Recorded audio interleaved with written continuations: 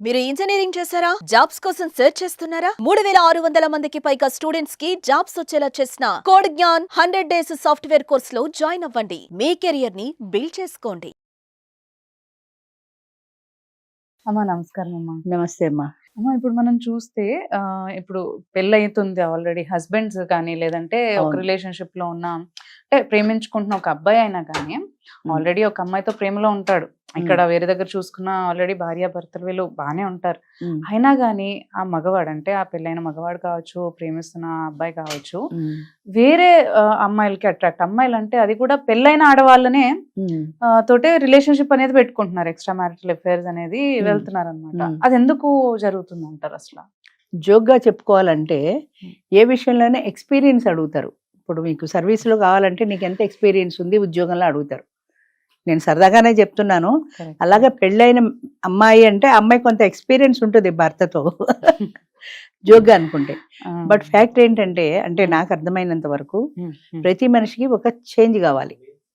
చెప్పాను ఇదివరకు కూడా మీకు, పూరి దోశ బాగా ఈ హోటల్ ఆ హోటల్ చేంజ్ ఎలా అయిపోయిందో ఇప్పుడు మనుషుల్లో కూడా చేంజ్ కోరుకుంటున్నారు. ఈయనకి ఆల్రెడీ ఒక రిలేషన్షిప్లో ఉండొచ్చు, ఒక అమ్మాయిని లవ్ చేసి ఉండొచ్చు, కానీ ఈ లవ్ అనేది ఎలా ఉంటుందంటే అవతల వాళ్ళకి తేలిగ్గా మారిపోతుంది. ఇంకొక అమ్మాయిని చూస్తే అట్రాక్షన్ ఉంటుంది. అమ్మాయి పెళ్ళి అయితే ఉండొచ్చు, నాకేం నష్టం, నేనేం పెళ్లి చేసుకోవట్లేదు కదా, వాడుకోవడానికి సరదాకి, నా సరదా తీరడానికి అమ్మాయి పెళ్ళి అవ్వడంతో సంబంధం లేదు అన్న భావన జనాల్లో ఎక్కువ ఉంటుంది. ఇదివరకు ఏంటంటే అమ్మో ఆవిడ పెళ్ళైన స్త్రీ తప్పు అన్న భావన వీళ్లలోనూ ఉండేది. నేను పెళ్ళైన దాన్ని పరాయి మగాడికి అట్రాక్ట్ అవ్వకూడదు అన్న భావన ఆవిడలోనూ ఉండేది. ఇప్పుడు ఆ భావన పిల్లలు ఉన్నారంటే ఇంకా అసలు ఇద్దరికీ లేదు. వెళ్ళేవాళ్ళు కాదు. ఆ భావన ఇద్దరికీ లేదు, ఈయనకి లేదు ఆవిడకి లేదు. పిల్లల్ని చంపేసి ప్రీడ్ కోసమని ప్రీడ్తో కలిసి చంపేసిన ఆడవాళ్ళు ఎంతమంది ఉన్నారు. అసలు ఆశ్చర్యం వేస్తుంది ఇంత క్రూరంగా ఆడవాళ్ళు ఎలా మొన్న రీసెంట్ గా కూడా ఇక్కడే ముగ్గురు పిల్లల్ని చంపేసి ఆవిడ మేడ నుంచి దూకేసింది. అంటే చంపడానికి చావడానికి కూడా వెండియట్లేదు ఎవరైనా సరే. చంపడం ఎంత తేలికో చావడం కూడా అంతే తేలిక. చచ్చిపోవడానికి భయం లేదు, చంపేయడానికి భయం లేదు. అంత క్రూరంగా ఎలా మారిపోతున్నారు మనుషులు. అంటే క్రూరత్వం బాగా ఎక్కువ కనపడుతోంది లేడీస్లో ముఖ్యంగా. అది ఎందుకు అంటే అది maybe it is a psychological disorder అయి ఉండాలి, లేదా అది సైకాలజిస్టులే చెప్పాలి దాన్ని విశ్లేషించి దానికి కారణం ఏమై ఉంటుంది అనేది. అంచేత ఆ అమ్మాయికి పెళ్ళి అయిందా లేదా అనేది వీడికి అనవసరం. వీడికి కావాల్సింది ఎంజాయ్మెంట్. అది పెళ్ళి అయితే కాకపోతే అదేం కన్య కావాలని వీడు కోరుకోవట్లేదు కదా. అంచేత ఎవరో ఒకరు అంటే ఏమైనా కాంప్లికేషన్స్ వస్తాయని కూడా వీళ్ళు భయపడట్లేదు, హస్బెండ్ దగ్గర నుంచి వస్తాయనో. అదే అమ్మాయి సమస్య కదా, వీడికి కాదు కదా సమస్య. అమ్మాయిది ఇప్పుడు కాపురం పోతుందేమో రేపొద్దున భర్తకు తెలిస్తేనే భయం ఆమెకు ఉండాలి. కొన్నాళ్ళకి వీడితో బాగా ఇంటరాక్ట్ అయిపోయి వీడి మీద మోజు పెరిగిపోయి మొగుడిని చంపేసిన వాళ్ళు ఉన్నారు, పిల్లలు చంపేసిన వాళ్ళు ఉన్నారు. అంచేత అంటే ఇప్పుడు ఈ అట్రాక్షన్ ఇదంతా దేనికమ్మా? సెక్స్కే కదా. ఎటొచ్చి ఎటు తిరిగినా కూడా ఈ అట్రాక్షన్ దేనికోసం? 60-70 ఏళ్ళ వాళ్ళని ఎందుకు ప్రేమించట్లా? కేవలం 25-30 వాళ్ళని ఎందుకు ప్రేమిస్తున్నావు? చెట్టు చివరి ప్రేమించిన వాళ్ళు దూరంగా ఉండి మాట్లాడుతున్నామా? లేదు, రిలేషన్ పెట్టుకుంటున్నారు, ఫిజికల్ రిలేషన్ పెట్టుకుంటున్నారు. ఈ ఫిజికల్ రిలేషన్ అట్రాక్షన్ కోసమని ఇన్ని దరిద్ర పనులు చేస్తున్నారు. ఆత్మ నిగ్రహం అన్నది ఉండాలి. అది చెప్పడం చాలా కష్టమే, కానీ ఆ కంట్రోల్ ఉండాలి. ఆ కంట్రోల్ ఎప్పుడైతే లేదో ఎవరిని చూస్తే వాళ్ళకి టెంప్ట్ అయిపోతావు అంతే. వాడు డబ్బు ఉంటే టెంప్ట్, వాడు అందంగా ఉంటే టెంప్ట్, వాడు ఏజ్లో ఉంటే టెంప్ట్ అయిపోవడం, వెళ్ళిపోవడం అంతే. అసలు ఒక క్యారెక్టర్ అనేది లేదు. అంటే మనిషికి ఒక దాన్ని ఏమంటారు, అది కరెక్ట్గా ఏం చెప్పాలో, నిగ్రహం అనేది ఉండాలి. శీలం అంటారు తెలుగులో. ఆ శీలం అనేది ఉండాలి. అది పోతే మనం సర్వం పోయినట్టే అనే భావం పూర్వం ఉండేది, ఇప్పుడు లేదు. ఇప్పుడు లేదు. 3-4 తిరిగేసి 5వ వాడిని పెళ్లి చేసుకున్న వాళ్ళు ఉన్నారు. మరి లివింగ్ రిలేషన్లో అంతే కదా. అంచేత క్యారెక్టర్ అనేది ఉండాలి, ఆత్మ నిగ్రహం అన్నది ఉండాలి, కంట్రోల్ ఉండాలి. నేను తప్పు చేస్తున్నాను, ఈ భావన తప్పు, నన్ను నేను కంట్రోల్ పెట్టుకోవాలి అని అట్రాక్షన్ వచ్చినప్పుడు ఆ కంట్రోల్ పెట్టుకోగలిగితే వాళ్ళ మీద వాళ్ళు విజయం సాధించినట్టే.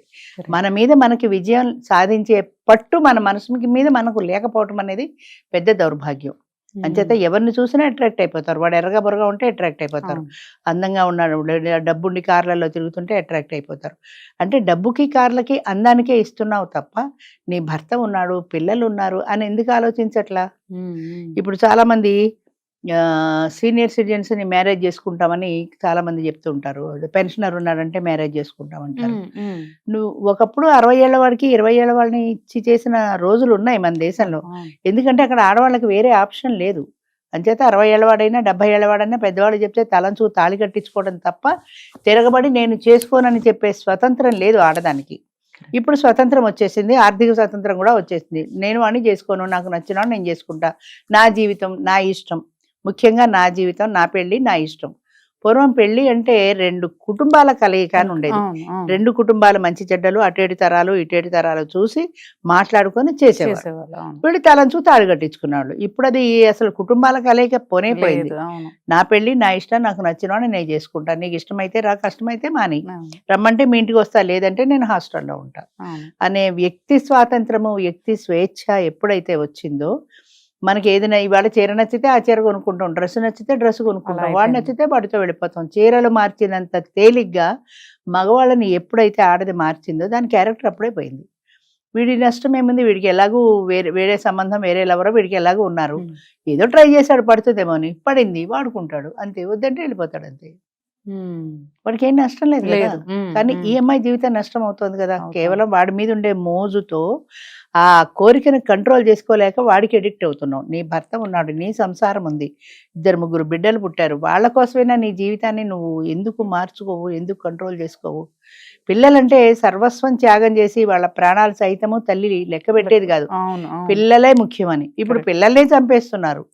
ఇంకా అసలు తల్లి ఎక్కడ, దాని తల్లి అని ఎలా అంటాం మనం? అట్లా అయిపోయింది ప్రపంచం. అది ఆ change it maybe psychological disorder అనుకుంటాను నేనైతే. అది అంటే మగవాళ్ళు అయినా కానీ ఎందుకు అలా అంటే పెళ్ళైన ఆడవాళ్ళని అట్రాక్షన్ అదే ఒకటి ఏంటంటే ఎక్స్పీరియన్స్ అది వచ్చి మళ్ళీ పెళ్లి చేసుకోమని అడగరు అని కూడా ఉంటదేమో ఒక థాట్. అది కూడా ఉండొచ్చు, మళ్ళీ నన్ను పెళ్లి చేసుకోమని అడగదు కదా అని అడిగినా అడుగుతుంది, వాడిని చంపేసి నేను పెళ్లి చేసుకుంటాను, అలా కూడా ఉన్నాయి కదా, అలా కూడా ఉన్నారు కదా, రకరకాలు ఉన్నారు మనుషులు. వాడికి చేంజ్ కావాలి, అది ఒకటే. వాడికి ఇది దోశ రేపు ఇడ్లీ ఎల్లుండి పూరి అన్నట్టుగా ఒక చేంజ్ కావాలి.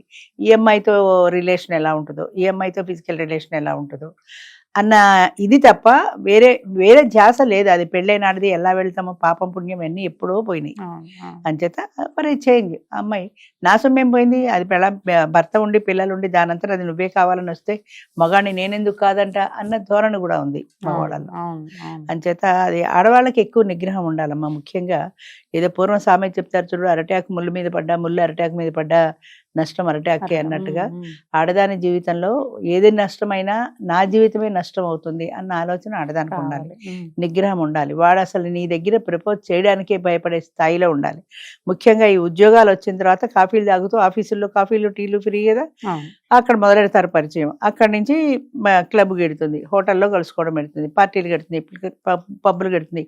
వాడు నాకు చీర కొనిపెట్టాడు, వాడు నన్ను సినిమాకి తీసుకెళ్ళాడు, ఇంతే అనుకుంటుంది. కానీ నా మొదటైతే ఇవాళ ఖాళీ లేదు, వచ్చే వారం చూద్దాంలే అన్నాడు, లేకపోతే అస్తమానం ఏదో సినిమాలే నన్ను తిట్టాడు, వాడు నన్ను తిట్టలేదు, వాడు ఎవరో మొన్న చెప్పాను చూడు రక్తాక్షరాలతో నాకు లవ్ లెటర్ రాశాడు, ఇప్పుడు అసలు లవ్ లెటర్సే పోయినాయి అనుకో.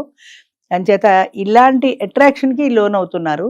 భర్త అనేవాడు, భర్త కానీ భార్య కానీ ఒకరి మీద ఒకరు అంత విపరీతమైన ఎఫెక్షన్ ని ప్రదర్శించరు. మెయిన్లీ ఐ లవ్ యూ అని వీడు గులాబీ పువ్వు ఇచ్చినట్టు భర్త రోజు రోజు గులాబీ పువ్వులు ఇచ్చి ఐ లవ్ యూ అని చెప్పడు కదా.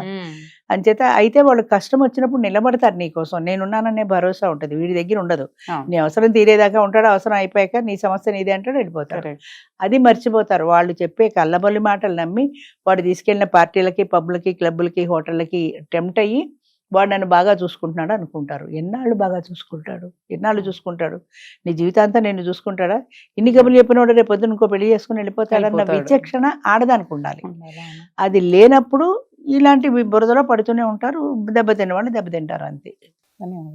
థ్యాంక్ యూ అమ్మా.